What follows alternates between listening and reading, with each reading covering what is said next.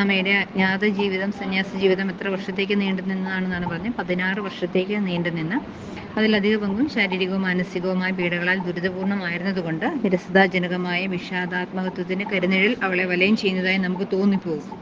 അതായത് ഒത്തിരി ബുദ്ധിമുട്ടുകളിലൂടെ കടന്നു പോയപ്പോൾ അവളൊരു വിഷാദരോഗത്തിലേക്ക് തന്നെ പോയോ എന്ന് ചിന്തിക്കും എന്നുള്ളതാണ്.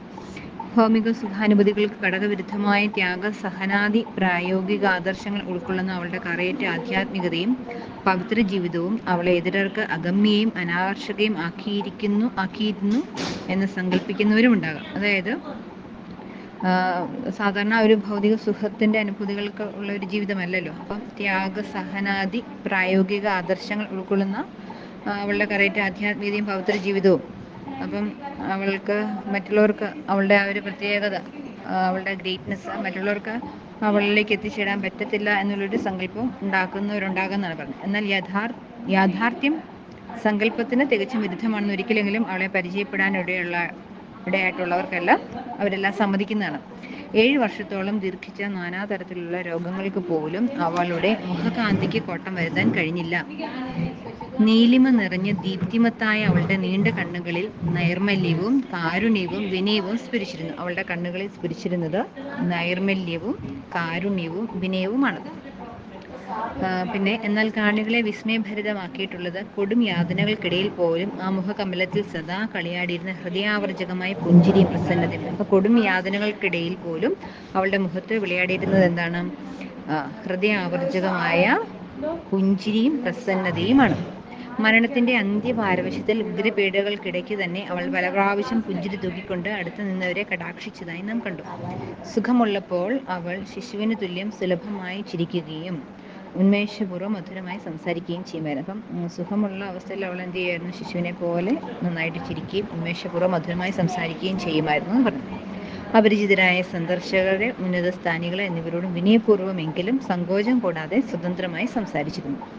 ഫലിതോക്തികളും കുറവായിരുന്നില്ല. എന്നാൽ മനലാഘവത്വത്തിൻ്റെയോ ഭൗമികതയുടെയോ അവിവേകത്തിൻ്റെയോ ലാഞ്ചന ഇവയിലൊന്നും പ്രത്യക്ഷപ്പെട്ടിരുന്നില്ല. അപ്പം ഇവൾ വളരെ സ്വതന്ത്രമായിട്ട് സംസാരിച്ചിരുന്നു, വിനയം ഉണ്ടായിരുന്നു, എന്നാൽ സ്വാതന്ത്ര്യത്തോടെ സംസാരിച്ചിരുന്നു. എന്നാൽ എന്തില്ലായിരുന്നു എന്നാണ് പറഞ്ഞത്? മനലാഘവത്വത്തിൻ്റെയോ ഭൗമികതയുടെയോ അവിവേകത്തിൻ്റെയോ ലാഞ്ചന. ഒന്ന് നോട്ട് ചെയ്യണം. മനലാഘവത്വത്തിൻ്റെയോ ഭൗമികതയുടെയോ അവിവേകത്തിൻ്റെയോ ലാഞ്ചന ഇവയിലൊന്നും പ്രത്യക്ഷപ്പെട്ടിരുന്നില്ല.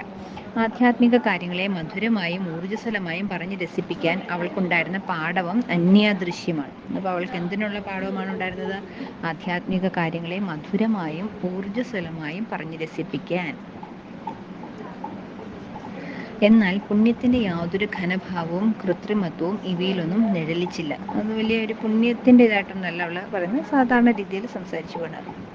അവളുടെ സമഭാവനയും നിഷ്കളങ്ക സ്നേഹവും ആഹ്ലാദ ചിത്തതയും ഇങ്ങനെ പരിചിതരുടെയും കന്യാസ്ത്രീകളുടെയും ഇടയിൽ അവളെ എന്തോ ഒരു പ്രത്യേക ആദരത്തിനും ലാളനത്തിനും സ്വാതന്ത്ര്യത്തിനും പാത്രീഭവിപ്പിച്ചിരുന്നതായും പലരും പലതും പറഞ്ഞ് അവളെ സ്നേഹം കളിയാക്കാറുള്ളപ്പോൾ അവളുടെ മുഖകമലം വികസിച്ച നവാനന്ദം ആസ്വദിക്കുന്നതായും ഉടനുടൻ യുക്തിയും ഫലിതവും അവളുടെ അധരങ്ങളിൽ നിന്ന് അടർന്നു വീണിരുന്നതായും അവളെ സമൂഹത്തിൽ വെച്ച് സന്ദർശിക്കാനിടയായ ചില മാന്യ വ്യക്തികൾ പ്രസ്താവിക്കുന്നുണ്ട്.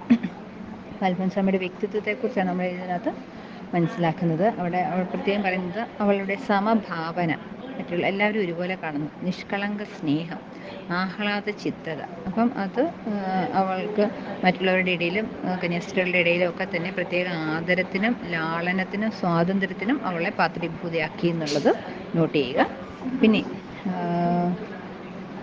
പിന്നെ പറയുന്നത് അന്യാദൃശ്യമായ ഓർമ്മശക്തി അൽഫോൻസാമ്മ സ്വായത്തമാക്കിയിരുന്നത്. അപ്പോൾ അന്യാദൃശ്യമായ ഓർമ്മശക്തി അൽഫോൻസാമ്മ സ്വായത്തമാക്കിയിരുന്നു. എന്താണ് അൽഫോൻസാമ്മ സ്വായത്തമാക്കിയിരുന്നത്? അന്യാദൃശ്യമായ ഓർമ്മശക്തി. നൂഷ്യത്തിൽ വെച്ച് ഗുരുനാഥൻ നൽകിയിരുന്ന ഉപദേശ പ്രസംഗങ്ങൾ മരണം വരെ അവസരോചിതമനുസരിച്ച് ആവർത്തിക്കാറുണ്ടായിരുന്നു. വാർഷിക ധ്യാനാവസരങ്ങളിലെ ചില പ്രസംഗങ്ങളും ഈ വിധം ആവർത്തിക്കാൻ അവൾക്ക് കഴിഞ്ഞിരുന്നു. ഒരിക്കലൊരു വൈദിക നടത്തിയ പ്രസംഗത്തിലെ ആകസ്മികമായൊരു തെറ്റ് വിനയത്തോടും സ്വാതന്ത്ര്യത്തോടും കൂടി അവൾ തിരുത്തി കൊടുക്കുകയും അതിന് ആ വൈദികൻ അവളോട് നന്ദി പറയുകയും ഉണ്ടായി. അവൾ സ്മൃതി ലോകത്തിൽ നിന്നും പൂർണ്ണമായും വിമുക്തിപ്പെടുന്നതിന് മുമ്പ് അവളെ സന്ദർശിച്ചിരുന്ന, അതായത് ഒരു സമയത്ത് അവൾക്ക് പൂർണ്ണമായിട്ട് ഓർമ്മയൊക്കെ നഷ്ടപ്പെടുന്നതാണ് സ്മൃതിലോപം എന്ന് പറയുന്നത്. അപ്പം അതിന് മുമ്പ് അവളെ സന്ദർശിച്ച ഒരു വൈദികൻ വിശുദ്ധ ഫ്രാൻസിസ് അസിസിയെ പറ്റി ഒരു പ്രസംഗം പറയാമോ എന്ന് സംഗതി വെച്ചാൽ ചോദിക്കേണ്ടത്. ഇപ്പം ഒരിക്കൽ അവൾക്ക് ഓർമ്മയൊക്കെ നഷ്ടപ്പെടുന്നതിന് മുമ്പ് കള്ളൻ വന്നതിന് ശേഷമാണ് ഓർമ്മയൊക്കെ നഷ്ടപ്പെട്ടത്. അപ്പം അതിന് മുമ്പ് ഒരിക്കലും ഒരു വൈദികൻ സന്ദർശിച്ച അവസരത്തിൽ ഫ്രാൻസിസ് അസിസിയെക്കുറിച്ച് പ്രസംഗിക്കാൻ, ആരെക്കുറിച്ചാണ്? ഫ്രാൻസിസ് അസിസിയെക്കുറിച്ച് പ്രസംഗിക്കാനാണ് ആവശ്യപ്പെട്ടത്. അടുത്ത ഒരു ദിവസം അദ്ദേഹത്തിന് പ്രസ്തുത വിശുദ്ധനെ പറ്റി ഒരു തിരുനാൾ പ്രസംഗം നടത്താൻ വേണ്ടിയായിരുന്നു. അന്ന് വായിക്കാൻ അവൾക്ക് പ്രയാസമായിരുന്നുകൊണ്ട് ചിന്തിക്കാൻ കുറേ സമയം ആവശ്യപ്പെട്ടു. നിർദ്ദിഷ്ട സമയത്തിന് ശേഷം അവൾ നല്ല വാചാലതയോടുകൂടി പ്രസ്തുത വിശുദ്ധനെ പറ്റി അടുക്കും ചിട്ടയുമുള്ള സാമാന്യം ദീർഘവും നാശിസമ്പുഷ്ടവുമായ ഒരു പ്രസംഗം പറഞ്ഞു കേൾപ്പിക്കുകയുണ്ടായി. അതിൽ സന്തുഷ്ടനായ വൈദികൻ അവൾക്കൊരു സമ്മാനം നൽകുകയും ചെയ്തു. ഈ 1945 ക്രിസ്തുമസ്, അതൊന്ന് ഓർക്കണം. 1945 ക്രിസ്തുമസ് ദിവസം എന്ന് പറഞ്ഞാൽ നവസന്യാസിനി രചിച്ച ഒരു പുതിയ ഗാനം ക്രിബിലെ ദിവ്യയുടെ പ്രതിമയ്ക്ക് മുൻപിൽ സഹോദരികൾ കൂടി പാടുകയുണ്ടായി. അൽഫോൻസ ആ ഗാനം കേൾക്കാനിടയായി. അന്ന് തന്നെ വേറൊരു അവസരത്തിൽ ഒരു സഹോദരി അൽഫോൻസാമി മുറിയിലിരിക്കുമ്പോൾ അവദീർഘമായ ആ ഗാനം സഹോദരി ആദ്യന്തം പാടിക്കേൽപ്പിച്ചു. അപ്പം മനസ്സിൽ തന്നെ പെട്ടെന്ന്, നിങ്ങളെപ്പോലെയൊക്കെ തന്നെ ആയിരിക്കും അല്ലേ, പെട്ടെന്ന് കേട്ട ഉടനെ തന്നെ ഒരു തവണ കേട്ടതേ ഉള്ളൂ, അപ്പോൾ തന്നെ അത് പാഠമാക്കാൻ ബൈഹാർട്ട് ചെയ്യാനായിട്ട് അൽഫോൻസാമയ്ക്ക് സാധിച്ചു. അപ്പം അത് ഓർക്കുക. 1945 ഓർക്കണം. അപ്പോൾ അൽഫോൻസാമ മരിച്ച സമയം ഏതാണെന്ന് ഓർക്കണം. അപ്പം അത്രയും രോഗത്തിൻ്റെ മൂർധന്യത്തിൽ കിടക്കുന്ന അവസരത്തിൽ പോലും പെട്ടെന്ന് തന്നെ അതെല്ലാം ക്യാച്ച് ചെയ്യാനായിട്ട് അൽഫോൻസാമയ്ക്ക് സാധിച്ചു. ഇനി ഒരാളുടെ വ്യക്തിവിലാസം തെളിവായി പ്രതിഫലിപ്പിക്കുന്ന ദർപ്പണമാണല്ലോ ആളിൻ്റെ ലിഖിതങ്ങൾ. അതൊന്ന് നോട്ട് ചെയ്തുകൊള്ളുക. ഒരാളുടെ വ്യക്തിവിലാസം തെളിവായി പ്രതിഫലിപ്പിക്കുന്ന ദർപ്പണമാണ് ആളിൻ്റെ ലിഖിതങ്ങൾ എന്ന് പറയുന്നത്, ഒരാളുടെ ലിഖിതങ്ങൾ. അൽഫോൻസാമയുടെ മനോഹരമായ ജീവിതോദ്യാനത്തിൽ സ്വകാര്യങ്ങൾ കൊണ്ട് പറിച്ചെടുത്തിട്ടുള്ള പുഷ്പങ്ങളായി നമുക്ക് ലഭിച്ചിട്ടുള്ളത് ഈ അധ്യായത്തിൻ്റെ അവസാനം ചേർത്തിട്ടുള്ള ഏതാനും കത്തുകൾ മാത്രമാണ്. അൽഫോൻസാമയുടെ ലിഖിതങ്ങൾ എന്ന് പറയുമ്പോൾ നമുക്ക് അതിൽ ആകെ കിട്ടിയിട്ടുള്ളത് കുറച്ച് കത്തുകൾ മാത്രമാണ്, സ്വന്തം കരങ്ങൾ കൊണ്ട് അവൾ എഴുതിയത്. അവളുടെ അനാരോഗ്യം മൂലം കൂടുതൽ ശേഖരിക്കുന്നതിന് അധികാരികൾക്ക് കഴിഞ്ഞില്ല. കഥാനായികയിൽ പ്രത്യക്ഷപ്പെട്ട അസാധാരണത്വം മൂലം അവളുടെ ജീവിതരംഗത്തെ പ്രധാനപ്പെട്ട അനുഭവങ്ങൾ അവളെ കൊണ്ട് രേഖപ്പെടുത്തിയെടുക്കാൻ കഴിയുമോ എന്ന് ലേഖകൻ ഒരിക്കൽ അന്നത്തെ മഠാധിപതിയായിരുന്ന ഉർസുലാമയോട് ചോദിക്കുകയുണ്ടായി. അപ്പോഴാണ് ഇക്കാര്യ സാധ്യത്തിന് വേണ്ടി ഉർസുലാമ നടത്തിയ പരിശ്രമം കഥാനായികയുടെ പക്കൽ സൂക്ഷിച്ചിരുന്ന അവളുടെ മറ്റു ചില രേഖകൾ കൂടി നശിപ്പിച്ചു കളയുന്നതിന് കാരണമായ വസ്തുത അറിയുവാനിടയായത്. പ്രസ്തുത സംഭവം അൽഫോൻസാമയുടെ അഗാധമായ വിനയത്തോടൊപ്പം അവൾക്കുണ്ടായിരുന്ന അതുല്യമായ അനുനയ പാടവത്തെയും പ്രേരണാശക്തിയെയും സവിശേഷം പ്രകാശിപ്പിക്കാൻ പര്യാപ്തമാക്കിയാൽ മഠാധിപതിയുടെ വാക്കുകളിൽ തന്നെ ചുവടെ ചേർക്കുന്നു. അതുപോലെ അടുത്തത്, അപ്പം ആ മഠാധിപ പറയുന്നത് അൽഫോൻസാമയെക്കുറിച്ച് അൽഫോൻസാമയോട് തന്നെ കുറച്ച് കാര്യങ്ങളൊക്കെ എഴുതാമെന്ന് ചോദിച്ചു കഴിഞ്ഞപ്പോൾ അൽഫോൻസാമ എന്ത് ചെയ്തു? കയ്യിലുണ്ടായിരുന്ന കുറച്ച് കാര്യങ്ങളൊക്കെ എഴുതി വെച്ചിരുന്നതൊക്കെ തന്നെ അൽഫോൻസാമ അത് നശിപ്പിച്ചു കളയാണ് ചെയ്തത്. 1946 ഏപ്രിൽ മാസത്തിൽ ഒരു ദിവസം ഞാൻ സഹോദരിയുമായി സംസാരിച്ചു. സഹോദരിയിൽ ദൈവികമായി എന്തോ രഹസ്യങ്ങളുണ്ടെന്ന് എനിക്ക് തോന്നിയിരുന്നതിനാൽ സഹോദരിയെപ്പറ്റി ചിലതൊക്കെ കുറിച്ച് വെച്ചാൽ കൊള്ളാമെന്നുള്ള എൻ്റെ ആഗ്രഹം അപ്പോൾ അറിയിക്കുകയുണ്ടായി. തനിയെ എഴുതാൻ നിവൃത്തിയില്ലാത്തതിനാൽ പറഞ്ഞു കൊടുത്ത് എഴുതിക്കണമെന്നും പറഞ്ഞു. അതിന് സഹോദരി വിസമ്മതിച്ചുകൊണ്ട് പറഞ്ഞത് ഇപ്രകാരമാണ്: മദറെ, ഒന്നും കുറിച്ചു വെക്കേണ്ട, കുറിക്കേണ്ടതായിട്ട് എന്നിൽ ഒന്നുമില്ല. ഞാൻ ചിലതെല്ലാം ചിലപ്പോൾ കുറിച്ച് വെച്ചിട്ടുണ്ട്. മദർ അത് ദയവായി എടുത്ത് കീറിക്കളയണമേ. അതെടുത്തുകൊണ്ട് വന്ന് സഹോദരി കാണുക കീറണമെന്ന് വീണ്ടും ആവശ്യപ്പെട്ടു. ഞാൻ അതൊരിക്കലും കീറിക്കളയുകയില്ലെന്ന് പറഞ്ഞപ്പോൾ സഹോദരി കരയുവാൻ തുടങ്ങി. മദറിന് സ്ഥലമാറ്റമാകിയാൽ അങ്ങ് പോകും. എനിക്ക് സുഖമില്ലാതെ കിടക്കുകയില്ലേ? വല്ലവരും പെട്ടിയിലെ സമ്മാനം എടുക്കുന്ന കൂട്ടത്തിൽ ഇത് കാണുന്ന പക്ഷം ഇതൊക്കെ വായിക്കാനിടയാവന്നെങ്കിലോ? എന്നെപ്പറ്റി ആരും അറിയേണ്ട. ഞാൻ നീചയായ ഒരു കൃമിയല്ലാതെ ഒന്നുമല്ല. എൻ്റെ മരണത്തിന് ശേഷം എന്നെപ്പറ്റി ആരും ചിന്തിക്കേണ്ട.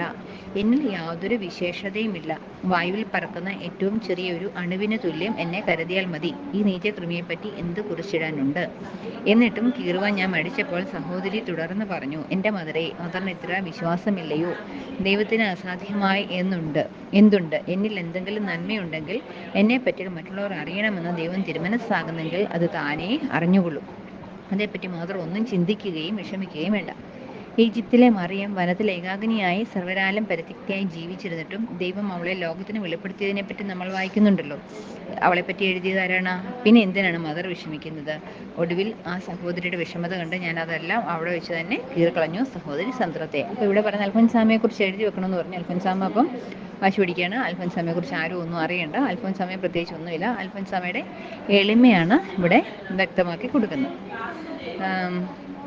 തൻ്റെ നൊമിഷിറ്റി ഡയറക്ടറായിരുന്ന ബഹുമാനപ്പെട്ട ലൂയിസ് അച്ഛന് അവൾ തൻ്റെ ജീവിതത്തിൻ്റെ അന്തിമഘട്ടത്തിൽ അയച്ചിട്ടുള്ള 6 കത്തുകൾ സാമാന്യം ഹ്രസ്വങ്ങളെങ്കിലും അത്യന്തം വിലപ്പെട്ട നിധിയാണെന്ന് പറയേണ്ടിയിരിക്കുന്നു. അപ്പോൾ നമുക്ക് ലഭിച്ചൊരു വലിയ നിധി എന്ന് പറയുന്നത് അൽഫോൻസാമ 1943 തൊട്ട് 46 വരെ, അതാണ് അവരുടെ ജീവിതത്തിലെ അന്തിമഘട്ടം എന്ന് പറയുന്നത്. 1943 മുതൽ 46 വരെയുള്ള സമയത്ത് ഗുരുഭൂതനായിരുന്ന ലൂയിസ് അച്ഛൻ അയച്ച 6 കത്തുകളാണ്.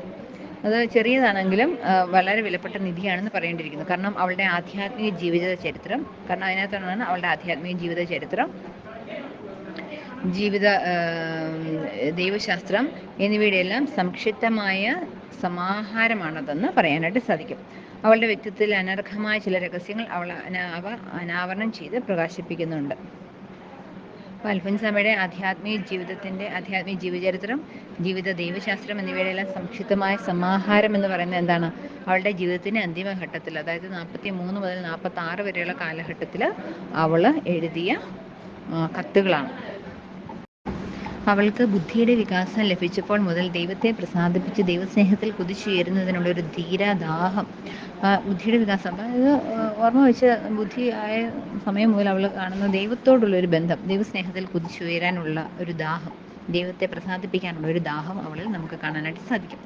സുഹൃതപാതയിൽ കൂടിയുള്ള അവളുടെ ഈ പുരോഗമനം എവിടം വരെ അവളെ എത്തിച്ചു, എത്ര നിഷ്ഠയോടുകൂടി ഏതുവിധം ഏതെല്ലാം പ്രതിബന്ധങ്ങളെ തരണം ചെയ്തു എന്നീ വസ്തുതകൾ ഈ കത്തുകൾ വെളിവാക്കുന്നുണ്ട്. അപ്പോൾ ഈ കത്തുകളിൽ നമുക്ക് കാണാൻ സാധിക്കുന്നത് എത്ര നിഷ്ഠയോടുകൂടിയാണ് അവളുടെ ഏതു വിധത്തിലാണ് എന്തെല്ലാം പ്രതിബന്ധങ്ങളെയാണ് അവൾ തരണം ചെയ്തത് എന്നൊക്കെ ഇതിനകത്ത് വ്യക്തമായി കിട്ടുന്നുണ്ട്. 1946 ഫെബ്രുവരിയിലെ കത്തിൽ അവളുടെ ജീവിതാദർശം ഇങ്ങനെ വ്യക്തമാക്കുന്നുണ്ട്. അപ്പം 1946 ഫെബ്രുവരിയിലെ കത്തിൽ അവളുടെ ജീവിതാദർശം വെളിപ്പെടുത്തുന്നുണ്ട്. എന്താണത് ഒന്ന് ശ്രദ്ധിക്കുക. 46 ഫെബ്രുവരിയിലെ കത്തിൽ അവളുടെ ജീവിതാദർശം ഇങ്ങനെ വ്യക്തമാക്കുന്നു. എന്താണത്? എന്നെ മുഴുവനും ഈശോയ്ക്ക് വിട്ടുകൊടുത്തിരിക്കുകയാണ്. അവിടുത്തെ ഇഷ്ടം പോലെ എന്നോട് എന്തും ചെയ്തു കൊള്ളട്ടെ. സ്നേഹത്തെ പ്രതി ദുരിതങ്ങൾ സഹിക്കുക, അതിൽ സന്തോഷിക്കുകയും ചെയ്യുക, ഇത് മാത്രമേ ഇഹത്തിൽ ഞാൻ ആഗ്രഹിക്കുന്നുള്ളൂ. ഒന്നുകൂടി ഞാൻ റിപ്പീറ്റ് ചെയ്ത് പറയാം.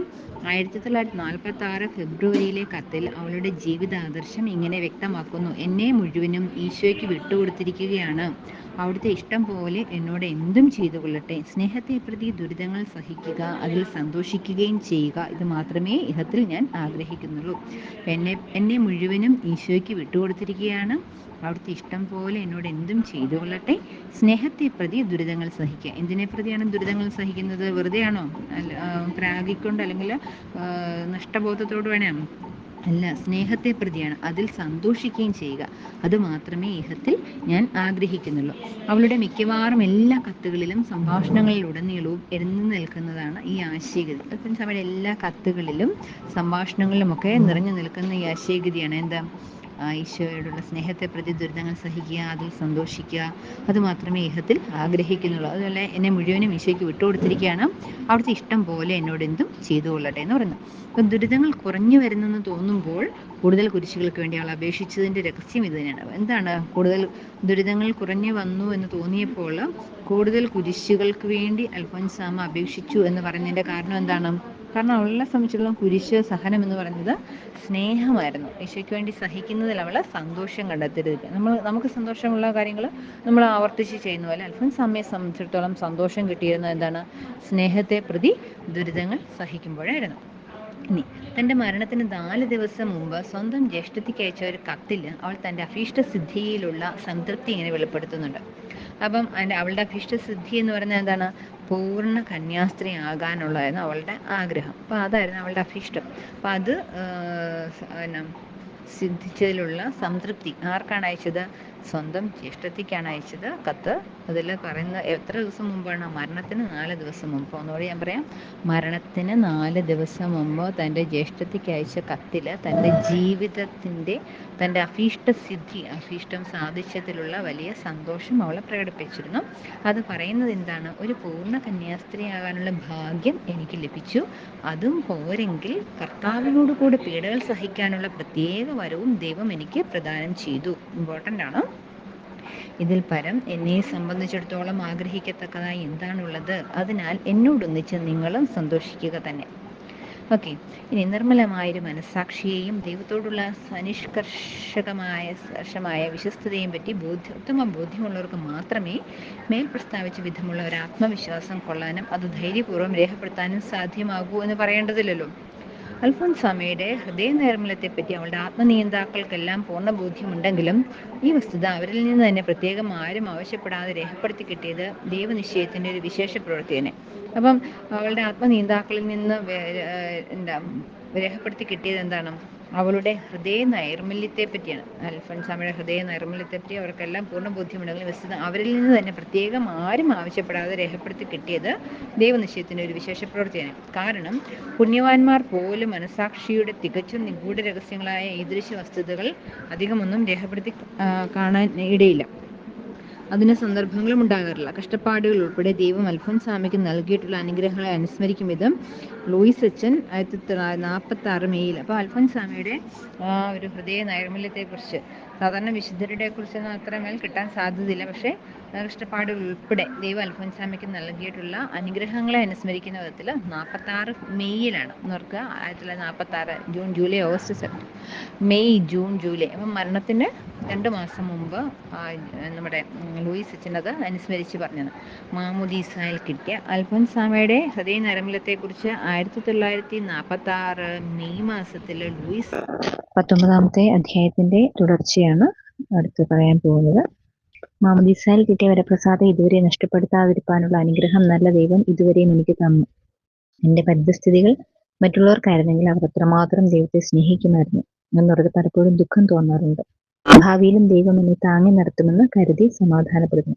ഇപ്പോൾ അൽഫോൻസാമ സമാധാനപ്പെടുന്ന ഭാവിയിലും ദൈവം തന്നെ താങ്ങി നടത്തുമെന്നുള്ള ഒരു സമാധാനമാണ്. ഇങ്ങനെ ഒരിക്കലും പ്രസാദവരം നഷ്ടപ്പെടാൻ ഇടയായിട്ടില്ലെന്നും തന്നെയല്ല ലഘുപാപങ്ങളും ന്യൂനതകളും പോലും മനസ്സറിഞ്ഞ് തന്നിൽ വന്ന് ഭവിക്കാതിരിക്കാനുള്ള തീവ്രമായ പരിശ്രമത്തിൽ അവൾക്ക് കൈവന്ന നേട്ടത്തെ പറ്റിയുള്ള വ്യക്തമായ പ്രസ്താവനകളും ഈ കത്തിൽ കാണാൻ കഴിയും. അപ്പൊ എന്തൊക്കെയാണ് ഈ കത്തിൽ കാണാൻ സാധിക്കുന്നത്?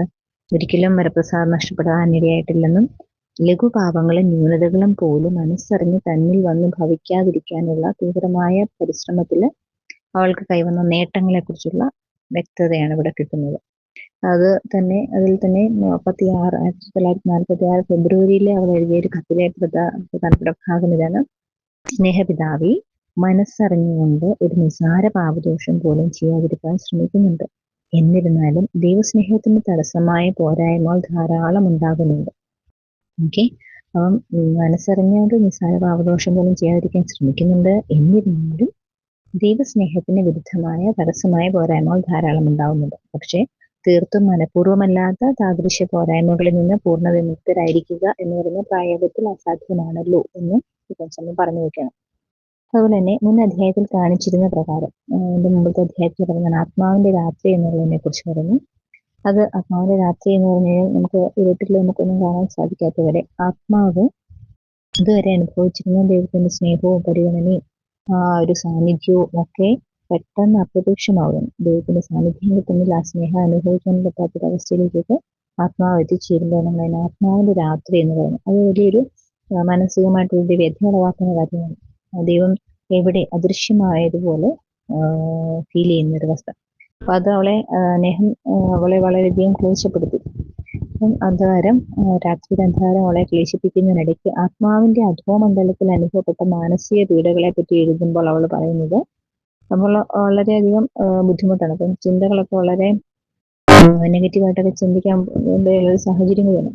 അപ്പം അങ്ങനെയാണ് ഒരു ചിന്തയാണ് വരുന്നത്. എന്തുമാത്രം സൽപ്രവൃത്തികൾ ചെയ്ത് ഫലിച്ചാലും കർത്താവിന് ഒരു പ്രസാദവുമില്ല എന്ന് പരിതപിക്കുന്ന അൽഫോൻസാമ അതിന്റെ കാരണം തന്റെ സംസാരമോ പ്രവൃത്തിയോ വഴി വന്നുപോയിട്ടുള്ള തെറ്റുകൾക്കുള്ള ദൈവത്തിന്റെ ശിക്ഷയായിരിക്കാം എന്നൊരു സംശയം പ്രകടിപ്പിക്കുന്നു. എന്നിട്ടും പറയുന്നുണ്ട്, ഞാൻ ആത്മശോധന ചെയ്ത് നോക്കിയിട്ട് മനസ്സറിവോടെ ഒന്നും ചെയ്തതായിട്ട് ഓർക്കുന്നില്ല.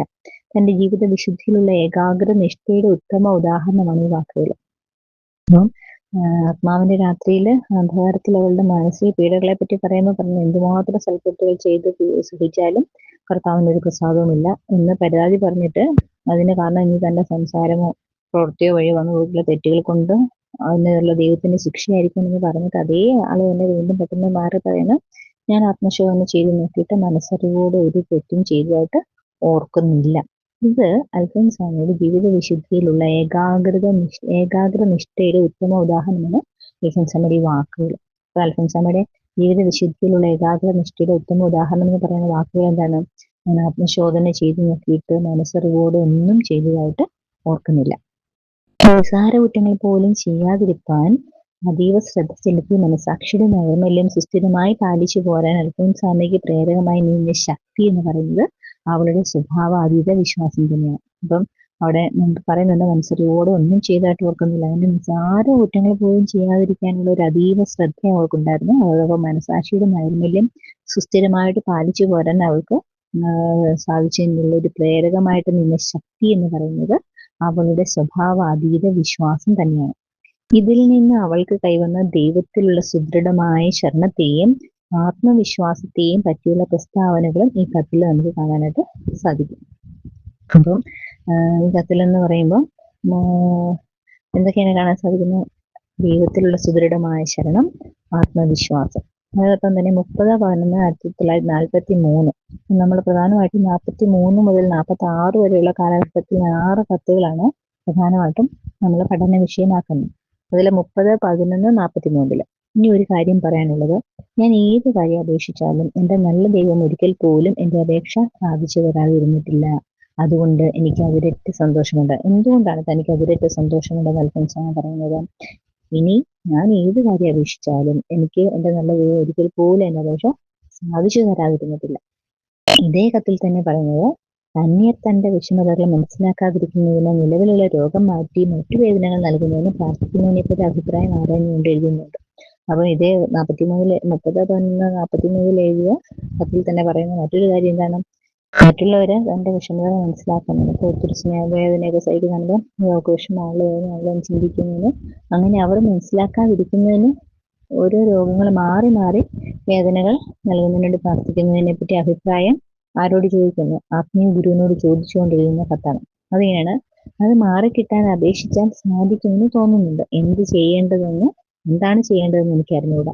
സ്നേഹത്തെ പ്രതി കൂടുതൽ സഹിക്കുന്നതിന്, കൂടുതൽ കുരിശുകൾക്ക് വേണ്ടി പ്രാർത്ഥിക്കുന്നതിനും, ഒടുവിൽ എന്റെ ജീവൻ തന്നെ എടുത്തുകൊള്ളാൻ തന്റെ ജീവനെ ദൈവം എടുത്തുകൊള്ളാൻ അപേക്ഷിക്കുന്നതിനും ആത്മനിയന്താവിൽ നിന്ന് അനുവാദമായി ചോദിച്ചു വാങ്ങുന്ന അവസരങ്ങളിലും അവളുടെ അപേക്ഷകൾ ദൈവം സ്വീകരിക്കുന്ന ഉറച്ച വിശ്വാസമാണ് അവൾക്കുണ്ടായിരുന്നു. എന്തിനൊക്കെ വേണ്ടിയാണ് അവൾ ആത്മനിയന്താവിൽ നിന്ന് അനുവാദം ചോദിച്ചത്?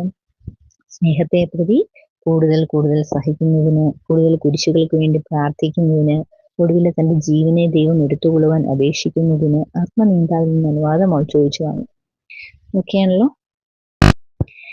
ഈ വിധം തന്റെ ബുദ്ധി, മനസ്സ്, ഓർമ്മ, ഹൃദയം, വികാരങ്ങൾ എന്നിവയെ പൂർണ്ണമായും ദൈവഹിതത്തിന് വിധേയമാക്കിക്കൊണ്ട് തന്നെ മുഴുവനും ദൈവം അടക്കി ഭരിക്കാനായിട്ട് സ്വയം വിട്ടുകൊടുത്തു അൽഫോൻസാമ.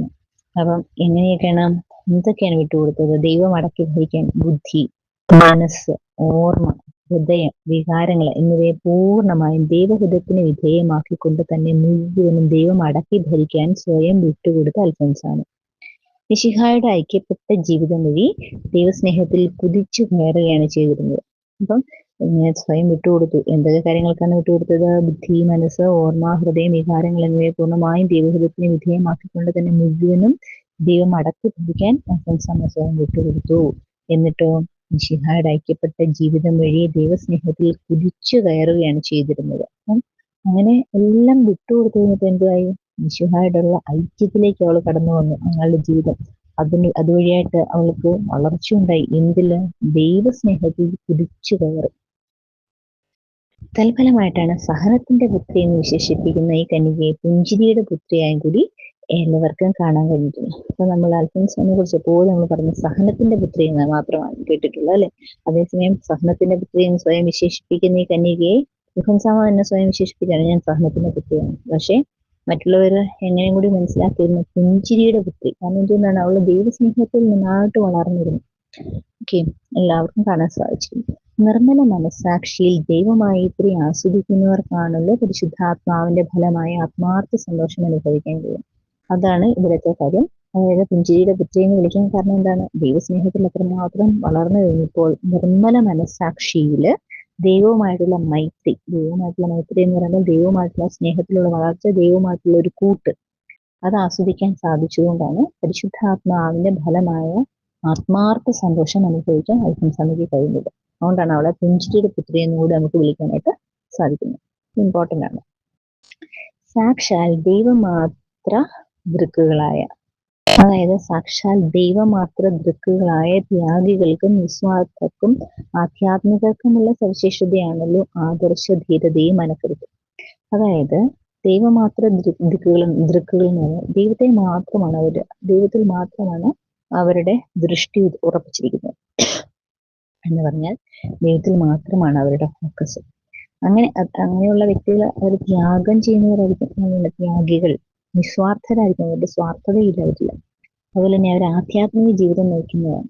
അങ്ങനെയുള്ളവരുടെ മറ്റൊരു സവിശേഷതയാണ് ആദർശ ധീരത. അവർക്ക് ആദർശങ്ങൾ അടിയുറച്ച ഒരു ജീവിതമായിരിക്കും. ആദർശ ധീരത ഉണ്ടായിരിക്കും. അതോടൊപ്പം തന്നെ എന്ത് വന്നാലും നേരിടാനുള്ള ഒരു മനക്കരുത്തും അവർക്കുണ്ടായിരിക്കും. അപ്പോൾ സാക്ഷാൽ ദൈവമാത്ര ദൃക്കുകളായ ത്യാഗികൾക്കും നിസ്വാർത്ഥർക്കും ആധ്യാത്മികർക്കും ഉള്ള സവിശേഷതയാണല്ലോ ആദർശ ധീരതയും പിന്നെന്താണ് മനക്കരുത്തും. ആദർശ ധീരതയും മനക്കരുത്തും മറക്കരുത്, ചോദ്യം വരാൻ സാധ്യതയുണ്ട്. ഈ ഗുണങ്ങളെ വിനയത്തോടെ സംയോജിപ്പിക്കാനുള്ള അന്യാദൃശ്യമായ കഴിവ് അവൾക്ക് സ്വായത്തമായിരുന്നു. ഇനിയുള്ള ഈ ഗുണങ്ങളെല്ലാം വിനയത്തോടെ എങ്ങനെയാണ് സംയോജിപ്പിച്ചത്? വിനയത്തോടെ സംയോജിപ്പിക്കുന്ന അന്യാദൃശ്യമായ കഴിവ് അവൾക്ക് സ്വായത്തമായിരുന്നു. ദൈവാഹ്വാനത്തെ അനുസരിക്കാൻ വേണ്ടി അഗ്നിപ്രവേശം വരെയുള്ള നടപടി സ്വീകരിക്കാൻ അവൾ മുതിർന്നതും രണ്ടവസരങ്ങളിൽ ഓരോ പ്രലോഭകരെ സ്ഥിരചിത്തതയോടെ പ്രതിരോധിച്ചതും അതുകൊണ്ടായിരുന്നു. അപ്പൊ അതുകൊണ്ട് തന്നെ ദൈവാഹ്വാനത്തെ അനുസരിക്കാൻ വേണ്ടി അഗ്നിപ്രവേശം വരെയുള്ള നടപടി സ്വീകരിക്കാൻ അവൾ മുതിർന്നു. രണ്ടവസരങ്ങളിൽ ഓരോ പ്രലോഭകരെ സ്ഥിരചിത്തതയോടെ അവള് പ്രതിരോധിച്ചതും അതുകൊണ്ട് തന്നെയായിരുന്നു. മിത്രങ്ങളോ ഉപകാരികൾ തന്നെയോ അവളുടെ മുമ്പിൽ വെച്ച് അച്ചടക്കത്തിനോ അനുസരണത്തിനോ പരസ്നേഹത്തിനോ എതിരായോ ആരോപണങ്ങളോ വിമർശനങ്ങളോ ഉന്നയിച്ചാൽ അവ തന്നോടുള്ള അനുകമ്പയിൽ നിന്നുള്ള വാകുന്നതായാൽ പോലും അവൾ സാദൃശ്യ സംഭാഷണങ്ങളെ മുഖം നോക്കാതെ ശാന്തമായും വേണ്ടി വന്നാൽ ദൃഢമായും നിരുത്സാഹപ്പെടുത്തിയിരുന്നു. അപ്പം മിത്രങ്ങളായിരിക്കാം, ചിലപ്പോൾ ഉപകാരികളായിരിക്കാം, അവളുടെ മുമ്പിൽ വെച്ച് അച്ചടക്കത്തിനോ അനുസരണത്തിനോ പരസ്നേഹത്തിനോ എതിരായിട്ട് ആരോപണങ്ങളോ വിമർശനങ്ങളോ ഒക്കെ പറഞ്ഞു കഴിഞ്ഞാൽ അവൾ അവരെ ശാസിക്കുക അല്ലെങ്കിൽ സ്നേഹപൂർവ്വം തിരുത്തിയിരുന്നു അല്ലെങ്കിൽ നിരുത്സാഹപ്പെടുത്തിയിരുന്നു. തന്നെയുമല്ല അധികാരികളുടെ തെറ്റുകൾ തന്നെ പൊതുഗണത്തെ മുൻനിർത്തി വിനയത്തോടും വിവേകത്തോടും കൂടി അവരെ രഹസ്യപ്പെട്ട അവൾക്ക് ധീരത ഉണ്ടായിരുന്നു, മനക്കരുത്തും ഉണ്ടായിരുന്നു. അതുകൊണ്ട് തന്നെ അധികാരികളുടെ ഭാഗത്തുനിന്ന് അവർ തെറ്റുകളാണെങ്കിൽ പോലും പൊതുഗുണത്തെ മുൻനിർത്തി വിനയത്തോടും വിവേകത്തോടും കൂടി അവരെ രഹസ്യത്തിൽ അനുസ്മരിപ്പിക്കാൻ അവൾ മടിച്ചത്. ക്ലാരസഭയിലേക്കുള്ള അവളുടെ ദൈവവിളിയെ പരീക്ഷിച്ച രൂപതാധ്യക്ഷനോട് പോലും സ്നേഹസ്വാതന്ത്ര്യത്തോടെ ന്യായങ്ങൾ പറഞ്ഞ അദ്ദേഹത്തെ ബോധ്യപ്പെടുത്തിയതും ഈ അവസരത്തിൽ സ്മരണീയമാണ്. ദീർഘകാലത്തേക്ക് ഒന്നിനു പിറകെ ഒന്നായി അനുഭവിച്ച കായികവും മാനസികവുമായ പീഡകളിലും അവൾ പ്രദർശിപ്പിച്ച സഹനശക്തിയും ദൈവചിത്രത്തോടുള്ള വിധേയത്വവും തികച്ചും വിരോചിതം തന്നെയാണല്ലോ. അപ്പം അവൾക്ക് ദീർഘകാലമായിട്ട് ഒന്നിനു പിറകെ ഒന്നായിട്ട് ശാരീരികമായിട്ട് മാനസികമായിട്ടുള്ള പീഡകൾ ഉണ്ടായപ്പോൾ അവള് എന്താണ് ഇവിടെ പ്രദർശിപ്പിച്ചത്? സഹനശക്തി, ദൈവചിത്രത്തോടുള്ള വിധേയത്വം. എന്താണ് വിയോജനം എന്ന് വിശേഷിപ്പിക്കുന്നത്? സഹനത്തിന്റെ പുത്രിക്ക് പുഞ്ചിരിയുടെ പുത്രിയുമായി വർത്തിക്കാൻ കഴിഞ്ഞത് രഹസ്യം എന്താണ്? സഹനത്തിന്റെ പുത്രി എന്ന് വിളിക്കുന്നത് തന്നെ അവർ തന്നെ അവള് പുഞ്ചിരിയുടെ പുത്രിയായിരുന്നു പറഞ്ഞു. അതിന്റെ രഹസ്യം എന്താണ്? പരനേത്രങ്ങൾക്ക് ഞാൻ സന്തോഷവദനയായി കാണപ്പെടുന്നത് കൊണ്ട് എനിക്ക് മാനസികമായിട്ട് യാതൊരു വിഷമതയും സഹിക്കാനില്ല. അധികാരികളും സഹോദരികളും എത്ര വാത്സല്യപൂർവ്വം എന്നോട് പെരുമാറുന്നു എന്നൊക്കെയാണ് മറ്റുള്ളവരുടെ വിചാരം. പക്ഷേ എന്റെ ഇഷ്ടാനിഷ്ടങ്ങൾ എന്തെല്ലാമാണെന്ന് അന്യർക്ക് മനസ്സിലാക്കാൻ പാടില്ലാത്ത വിധത്തിൽ ഞാൻ എന്നെ തന്നെ മുഴുവനായി വെള്ളി കഴിച്ചിട്ടല്ലയോ ഇപ്രകാരം എന്നോട് വർത്തിക്കുന്നത് എന്ന് തോന്നിപ്പോകും. ചിലപ്പോഴൊക്കെ കുറെ ആവലാതിപ്പെട്ടാൽ എന്താണ് എന്ന് തോന്നാറുണ്ട്. എങ്കിലും ഇതുവരെ ഞാൻ അതിന് വഴിപ്പെട്ടിട്ടില്ല. അപ്പൊ എന്താണ് അൽഫോൻസ, ഒത്തിരി വിഷമമൊക്കെ ഉണ്ടെങ്കിലും അവരെല്ലാവരും എന്നോട് വല്ല അവള് യാതൊരു വിഷമവും സഹിക്കുന്നില്ല. അധികാരികളെ സഹോദരികൾക്ക് അവരോട് വലിയ വാത്സല്യം കാണിക്കുന്നു എന്നൊക്കെയാണ് മറ്റുള്ളവരുടെ വിചാരം. പക്ഷെ അവരുടെ സ്വന്തം ഇഷ്ടാനുഷ്ഠാനങ്ങൾ എന്താണെന്ന് പോലും ഇന്നർക്ക് മനസ്സിലാക്കാൻ പാടില്ലാത്ത വിധത്തിൽ അവള് സ്വന്തം ഇഷ്ടങ്ങളെല്ലാം ബലി കഴിച്ചിരിക്കുകയാണ്. അതുകൊണ്ടാണ് ചിലപ്പോൾ ഓർക്കും ചില ആവലാതിയൊക്കെ പറഞ്ഞാൽ എന്താ, ചില കംപ്ലൈന്റ് ഒക്കെ പോയി പറഞ്ഞാൽ എന്താ എന്ന് ചിന്തിച്ചു പോകുന്നത് കാര്യം ഇതാണ്.